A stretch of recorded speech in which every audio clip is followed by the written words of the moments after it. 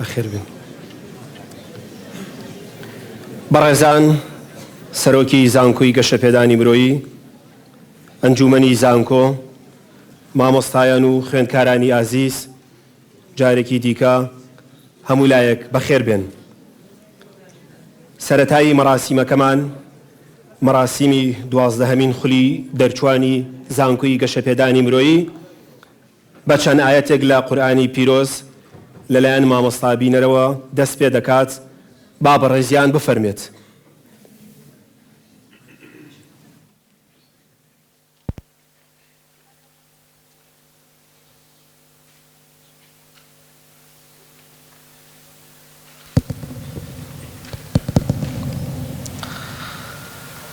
أعوذ بالله من الشيطان الرجيم. بسم الله الرحمن الرحيم. والنجم إذا هوى ما ضل صاحبكم وما غوى وما ينطق عن الهوى إن هو إلا وحي يوحى. علمه شديد القوى ذو مرة فاستوى وهو بالأفق الأعلى ثم دنا فتدلى فكان قاب قوسين أو أدنى فأوحى إلى عبده ما أوحى. ما كذب الفؤاد ما رأى أفتمارونه على ما يرى. ولقد رآه نزلة أخرى عند سدرة المنتهى. عندها جنة المأوى إذ يغشى السدرة ما يغشى.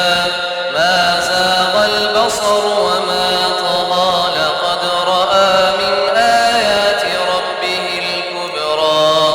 أفرأيتم اللات والعزى ومناة الثالثة الأخرى. ألكم الذكر وله الأنثى. تلك إذا قسمة ضيزى.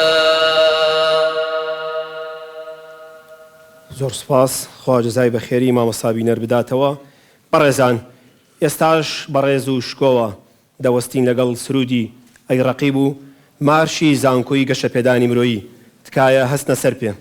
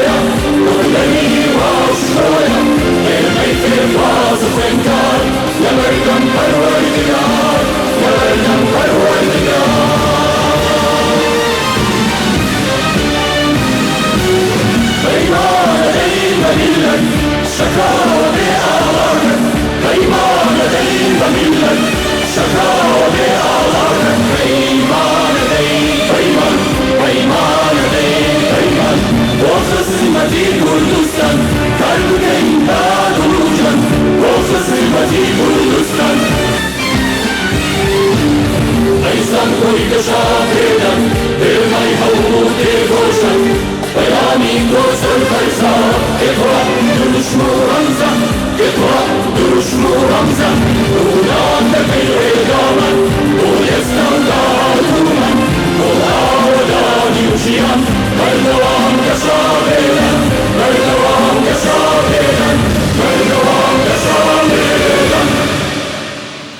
سپاس فەرموون دانیشتن.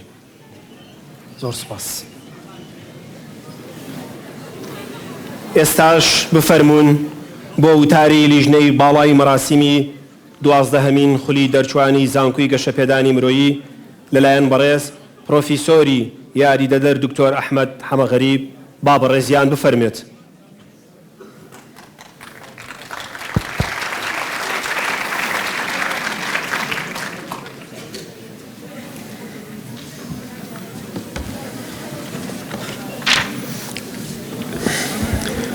بەناوی خوای گەورە و مێهرەبان سڵاوتان لەبێت. بەڕێزان ئەندامانی ئەنجومەنی زانکۆی گەشەپێدانی مرۆیی، بەڕێز سەرۆکی زانکۆی گەشەپێدانی مرۆیی، بەڕێزان یاریدەدەرانی زانکۆی گەشەپێدانی مرۆیی، بەڕێزان ڕاگرانی کۆلێجەکانی زانکۆی گەشەپێدانی مرۆیی، مامۆستایانی بەڕێز، خوێندکارانی ئازیز، بە ناوی لیژنەی باڵای ئاهەنگی دەرچوانەوە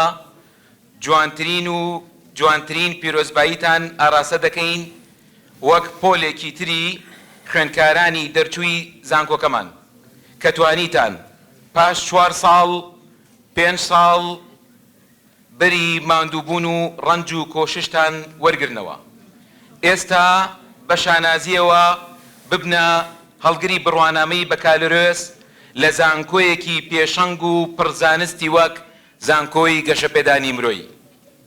ئامادەبوانی بەڕێز، خوێندکارانی قەدرگران، زانکۆکەمان بە هەوڵ و ماندووبوونی سەرجەم مامۆستایان و کارمەندە بەڕێزەکان و لە سەروی هەمویانەوە بە دڵسۆزی و لێبراوی سەرۆکی ئەنجومەنی ئەمیندارەتی و ئەنجومەنی زانکۆ بەردەوامە لە بەرەو پێشچوون.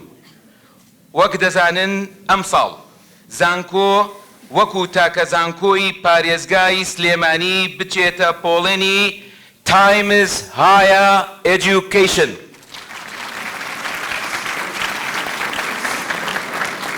کە لە سێکشنی زانکۆکانی وڵاتانی عەرەبی کە یەکێکە لە باوەڕپێکراوترین دامەزراوەی ڕانکی زانکۆکان لە ئاستی جیهاندا. زانکۆمان بە شانازی و خۆشحاڵیەوە پۆلێکی تری دەرچوان وەک چەپکە گوڵێک پێشکەش بە کۆمەڵگاکەمان دەکات و دەرچوانی ساڵانی پێشووی زانکۆمان لە هەر شوێنێکی کاردا دەرفەتیان بۆ ڕەخسا بێت سەروەریان تۆمار کردووە بۆ خۆیان و بنەماڵە و زانکۆکەتان. هیوادارین ئێوەی بەڕێزیش بە هەمان شێوە هەلی کارتان بۆ بڕەخسێت و قۆناغێکی تری نوێی ژیانتان بە سەربەرزی و خزمەت ببڕن. ئاهەنگ و ڕێوڕەسمە شایستەی گەورەیی و ڕێزی ئێوە بێت. هەر شاد و سەرکەوتوو بن لە دڵەوە جارێکی تر پیرۆزباییتان لێ دەکەین و لە ناو دڵەوەتان بینین. بەس خۆش.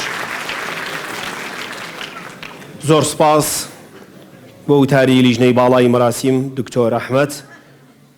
ئەگەر هاوکارمان بن خوێندکارانی ئازیز، ئێستاش داوا لە بەڕێز پرۆفیسۆر دکتۆر مەریوان ئەحمەد ڕەشید سەرۆکی زانکۆی گەشەپێدانی مرۆیی دەکەین بفەرمێ بۆ پێشکەشکردنی وتارەکەی. فەرموو.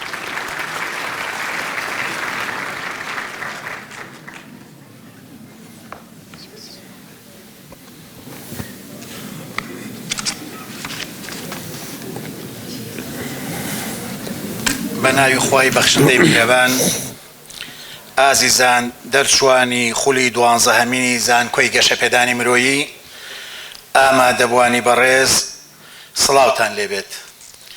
سەرەتا بەناوی خۆم و سەرجەم ئەندامانی ئەنجومەنی زانکۆ و ستافی زانکۆ لە مامۆستایان و کارمەندان جوانترین و گەرمترین پیرۆزباییتان ئاراستە دەکەم و هیوای سەرکەوتنتان بۆ دەخوازم.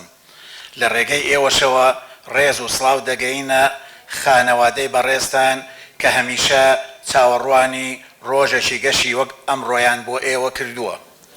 خوێندکاران و قوتابیانی خۆشەویست، زانکۆی گەشەپێدانی مرۆیی لە کاتێکدا ئاهەنگی 12هەمین خولی دەرچوانی ئەنجام دەدات، هەمووان شایەتی ئەوەی بۆ دەدەن کە زانکۆیەکە لەسەر بنەمای زانستی و ئەکادیمی سەرجەم دەرچوانی بۆ خزمەتی کۆمەڵگە ئامادە کردووە تاوکو ببنە فاکتەری گرنگ بۆ پێشکەوتنی وڵات.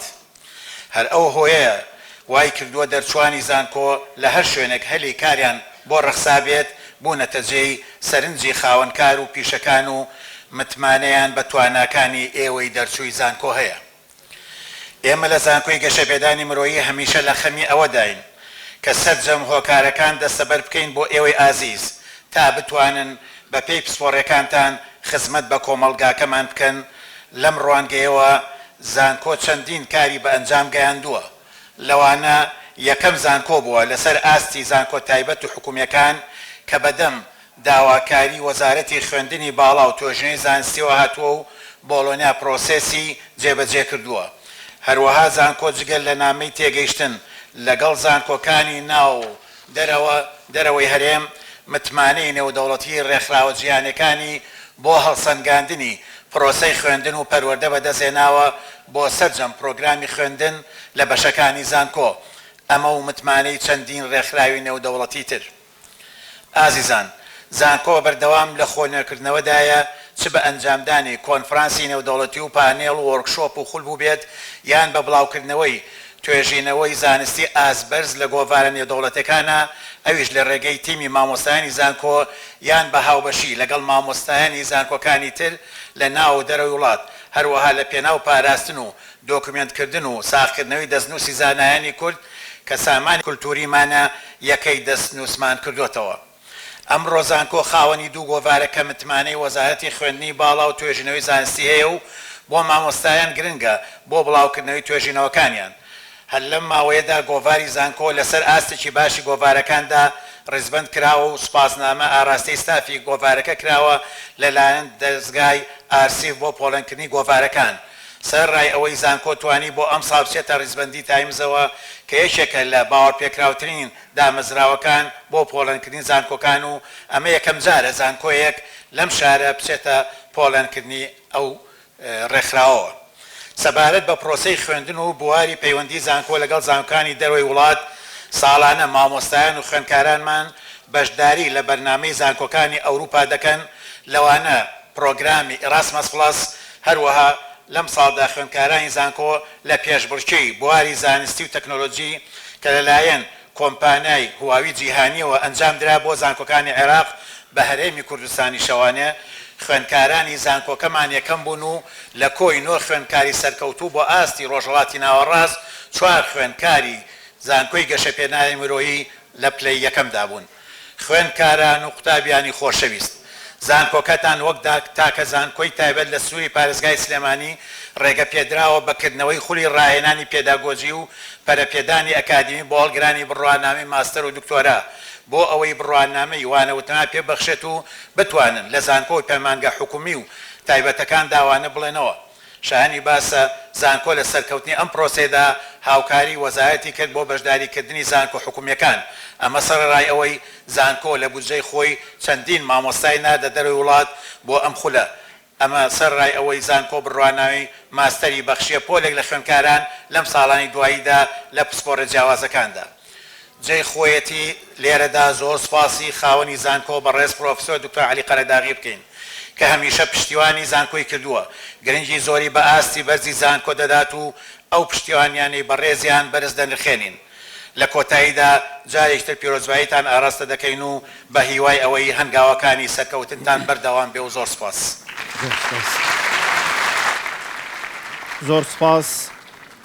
زۆر سپاس بۆ بەڕێز پرۆفیسۆر دکتۆر مەریوان ئەحمەد ڕەشید، سەرۆکی زانکۆی گەشەپێدانی مرۆیی. بەڕێزان بفەرمونون بۆ سوێند خواردنی خوێندکارانی دەرچوو لەلایەن بەڕێز پرۆفیسۆری یاریدەر دکتۆر هیوا ئەبوبەکر، یاریدەری سەرۆکی زانکۆ بۆ کاروباری کارگێڕی و دارایی. با بەڕێزیان بفەرمێ. داوا لە خوێندکارانی ئازیز دەکەین بفەرمونون هەستنە سەر پێ سوێندەکە لەگەڵ جەنابی دکتۆر بڵێنەوە. سوێند دەخۆم بەخوای گەورە. گوێم لێ نییەوە چییە؟ سوێند دەخۆم بەخوای گەورە، دڵسۆز بم بۆ کوردستان، ئەمەکدار بم لە کار و پیشەمدا، لە پێناو بەدیهێنانی ئامانجی گەلەکەم هەوڵ بدەم کار بکەم بۆ پێشخستنی وڵاتەکەم. سپاس دەستان خۆش. زۆر سپاس بۆ بەڕێز پرۆفیسۆری یاریدەدەر دکتۆر هیوا ئەبوبەکر. سپاس بۆ ئێوەش. بەڕێزان، ئێستاش داوا دەکەین لە بەڕێز سەرۆکی زانکۆ پرۆفیسۆر دکتۆر مەریوان ئەحمەد ڕەشید بفەرمێ بۆ پێدانی بڕوانامەی دەرچوون بە خوێندکارانی زانکۆی گەشەپێدانی مرۆیی. با بەڕێزیان بفەرمێت.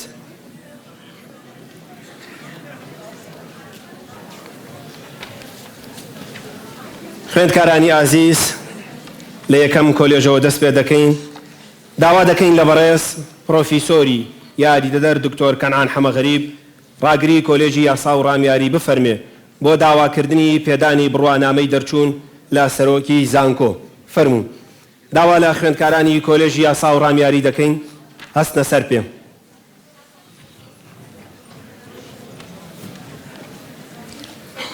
بەڕێز سەرۆکی زانکۆ، ئەم خوێندکارانەی لە بەردەم بەڕێستاندا ڕاوەستاون هەموو پێداویستیەکانی بەدەستهێنانی بڕوانامەی بەکالۆریۆسیان لە پسپۆڕی یاسا و دیبلۆماسی و پەیوەندی گشتەکان تەواو کردووە. داواکارم لە بەڕێستان کە ڕەزامەندی بفەرمونون بڕوانامەی بەکالۆریۆسیان پێ ببەخشن لە پسپۆڕەکانیاندا. لەسەر داوای بەڕێز ڕاگری کۆلێجی یاسا و ڕامیاری و ئاماژە بە بڕگەی سێەم لە کۆنووسی کۆبوونەوەی ئەنجومەنی زانکۆ ژمارەیەک بۆ ساڵی 2023 بەپێی ئەو دەسەڵاتی پێمان دراوە بڕیارماندا بە بەخشینی بڕوانامی بەکارێز بە دەرچوانی بەشەکانی یاسا و دیبلۆماسیەت و پەیوەندی گشتیەکان لەگەڵ پێدانی هەموو ئەو مافوجیاوکانە ئەم بڕوانامەیە پێیان دەبەخشێت. پیرۆستان بێت. سپاس.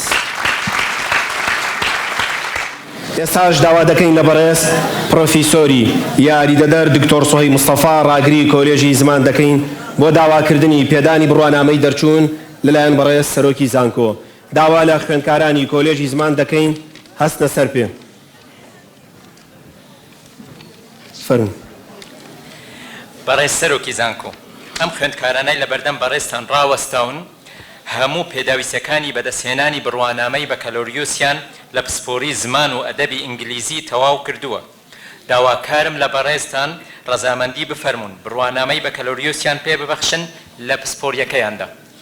لەسەر داوای بەڕێز ڕاگری کۆلێجی زمان و ئاماژە بە بڕگەی سێەم لە کۆنووسی کۆبوونەوەی ئەنجومەنی زانکۆ ژمارەیەک بۆ ساڵی 2023 بەپێی ئەو دەسەڵاتەی پێمان دراوە بڕیارماندا بە بەخشینی بڕوانەی بەکالۆریۆس بە دەرچوانی بەشی زمان و ئەدەبی ئینگلیزی لەگەڵ پێدانی هەموو ئەو مافوجیاوکانەی ئەم بڕوانایە پێیان دەبەخشێت. پیرۆستان بێت. پیرۆستان. زۆر سپاس بۆ ڕاگری کۆلێژی زمان. فەرموون دانیشن. داوا لە بەڕێز پرۆفیسۆر دکتۆر مزیر شەعبان ڕاگری کۆلێجی زانست و تەکنۆلۆژیا دەکەین بۆ داواکردنی پێدانی بڕوانامەی دەرچوون لەلایەن سەرۆکی زانکۆوە با بفەرمێت. خوێندکارانی کۆلێجی زانست و تەکنۆلۆژیا فەرموون. هەستنە سەر پێ. السيد رئيس الجامعة المحترم، الطلبة الواقفون أمامكم قد أنهوا متطلبات درجة البكالوريوس في تخصصي علم الحاسوب وتكنولوجيا المعلومات، لذا أرجو من سيادتكم التفضل بالموافقة على منحهم درجة البكالوريوس كل حسب اختصاصه. لەسەر داوای بەڕێز ڕاگری کۆلێجی زانست و تەکنۆلۆجیا و ئاماژە بە بڕگەی سێەم لە کۆنووسی کۆبوونەوەی ئەنجومەنی زانکۆ ژمارەیەک بۆ ساڵی 2023 بەپێی ئەو دەسەڵاتەی پێمان دراوە بڕیارماندا بە بەخشینی بڕوانای بەکارێز بە دەرچوانی بەشی زانستی کۆمپیوتەر و بەشی تەکنۆلۆژیای زانیاری لەگەڵ پێدانی هەموو ئەو مافوجیاوکانەی ئەم بڕوانای پێیان دەبەخشێت. پیرۆستان بێت. زۆر سپاس بۆ ڕاگری کۆلێژی زانست و تەکنۆلۆژیا. فەرموون دانیشن.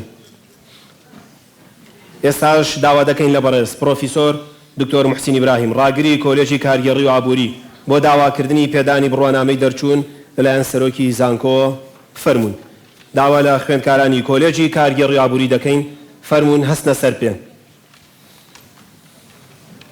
بەڕێز سەرۆکی زانکۆ، ئەم خوێندکارانەی لە بەردەم بەڕێزتان ڕاوەستاون هەموو پێداویستیەکانی بەدەستهێنانی بڕوانامەی بەکالۆریۆسیان لە پسپۆڕی زانستی دارایی و بانک کارگێڕی کار ژمێریاری تەواو کردووە. داواکارم لە بەڕێستان ڕەزامەندی بفەرمونون بڕوانامەی بەکالۆریۆسیان پێ ببەخشن لە پسپۆڕەکانیان. لەسەر داواکاری بەڕێز ڕاگری کۆلێجی کارگێڕی و ئابووری ئاماژە وەرگەی سێەم لە کۆنووسی کۆبوونەوەی ئەنجومەنی زانکۆ ژمارەیەک ساڵی 2023 بەپێی ئەو دەسەڵاتەی پێمان دراوە بڕیارماندا بە بەخشینی بڕوانای بەکارهێز بە دەرچوانی بەشەکانی زانستی دارایی بانک کارگێڕی کار ژمێریاری لەگەڵ پێدانی هەموو ئەو مافوزیاوکانەی ئەم بڕوانامە پێیان دەبەخشێت پیرۆستان بێت. زۆر سپاس بۆ کۆلێجی ڕاگری کۆلێجی کارگێڕی ئابووری. کۆتا کۆلێژ داوا دەکەین لە بەڕێز پرۆفیسۆری یاریدەدەر دکتۆر ساڵح ڕاگری کۆلێجی زانستە تەندروستیەکان بۆ پێدانی بڕوانامەی دەرچوون لەلایەن سەرۆکی زانکۆوە با بەڕێزیان بفەرمێت. فەرموو دکتۆر. داوا لە خوێندکارانی کۆلێجی زانستە تەندروستیەکان دەکەین هەستنە سەر پێ.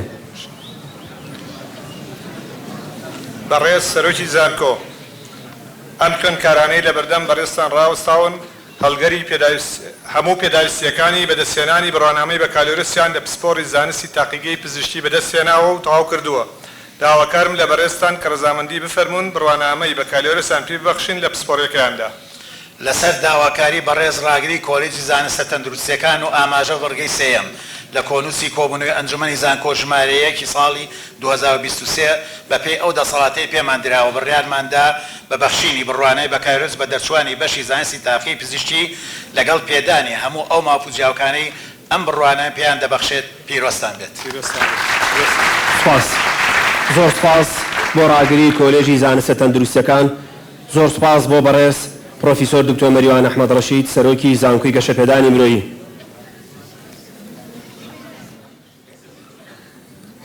بە پێی و ڕیزبەندیە ناوی کۆلێژەکان دەخوێنینەوە. هیوادارین هاوکاریان بنە و بەڕێزانە خوێندکارانی بەڕێز لە دەستە چەپی ستەیجەکەوە دێنە سەر ستەیج بۆ وەرگرتنی بڕوانامەکانتان. زۆر باشە. خوێندکارانی کۆلێژی یاسا و ڕامیاری یەکەم کۆلێژ هاوکارتانە بن بۆی کەوا بێنە سەر ستەیج. فەرمونون. خوێندکارانی دەرچوانی کۆلێژی یاسا و ڕامیاری فەرمونون. عەفوەن. بەڕێز سەرۆکی زانکۆی گەشەپێدانی مرۆیی پرۆفیسۆر دکتۆر مەریوان ئەحمەد ڕەشید فەرمونون.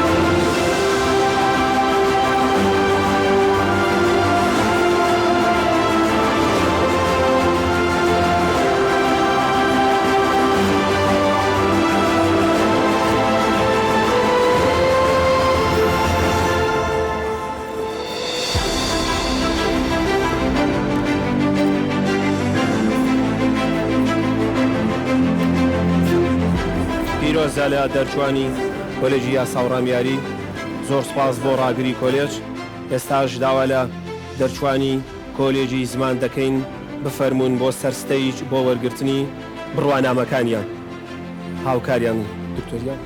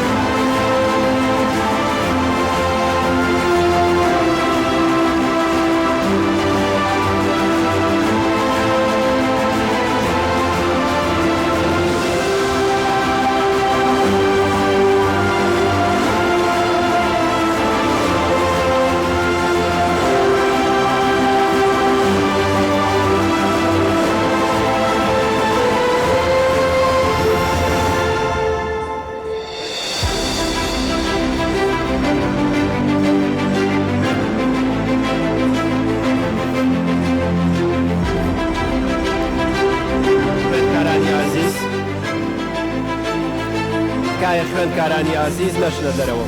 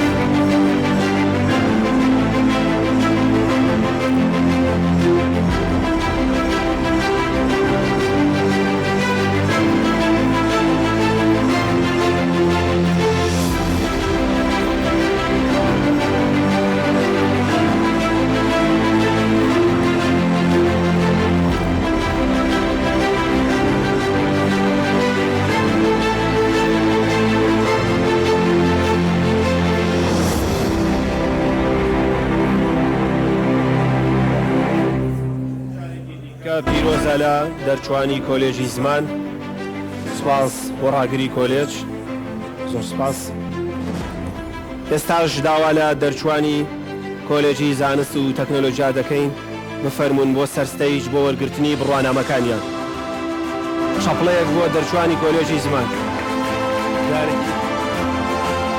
فەرمونون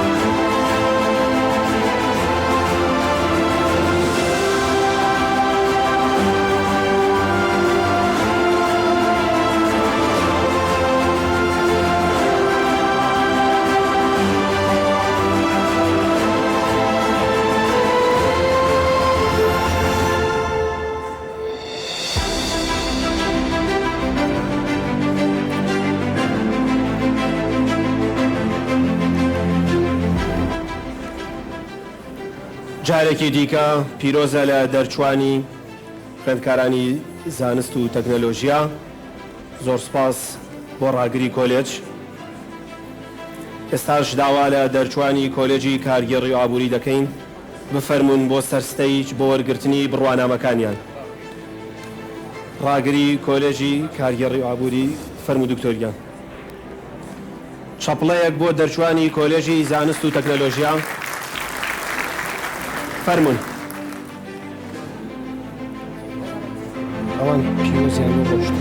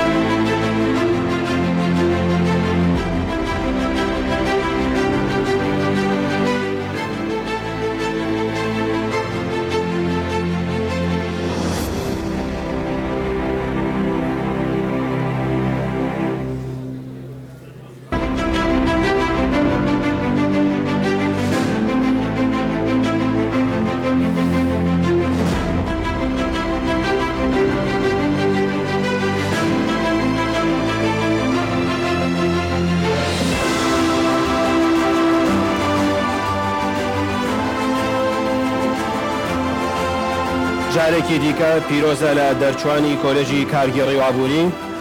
زۆر سپاس بۆ ڕاگر سپاس دەکەین. شەپڵەیەک بۆ دەرچوانی کۆلێژی کارگێڕی و ئابووری کۆتا کۆلێج دەرچوان.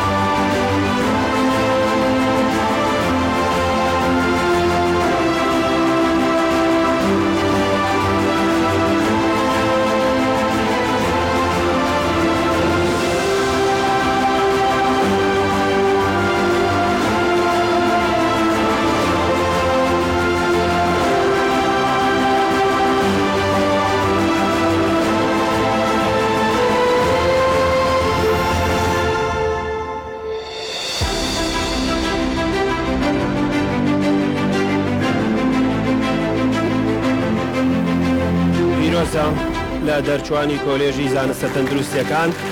زۆر سپاس بۆ ڕاگری کۆلێژ، زۆر سپاس بۆ جەنابی سەرۆکی زانکۆ، چەپڵەیەکی قایم بۆ بەڕێزیان کە تاکو ئێستا لەگەڵمان مایەوە. فەرموو. بعد حەزەکەی جارێ دابنیشن. زۆر سپاس دکتۆریان. جارێکی دیکە پیرۆزە لە هەموو لایەک، چەپڵەیەکی قایمیش بۆ خۆتان. ئینشاءڵڵا داهاتوویەکی گەش و پرشنگدار لێرەدا مەراسیمەکە کۆتایی هات، بۆیە گوڵنگەکان لە لای چەپۆ بخەنە لای ڕاست، کڵاوەکانیشتان عەفوەن جارە ببورن. پرۆتۆکۆڵ و ئوسوڵی ئەم جۆرە مەراسیمانە بەو شێوەیەکەوە جارێکی دیکە داوا لە دەرچوانی ئازیز دەکەین هەستنە سەر پێ بۆی کەوا مامۆستایان و ئەنجومەنی زانکۆ تەشریف بەرن. جەنابی سەرۆکی زانکۆ فەرموو.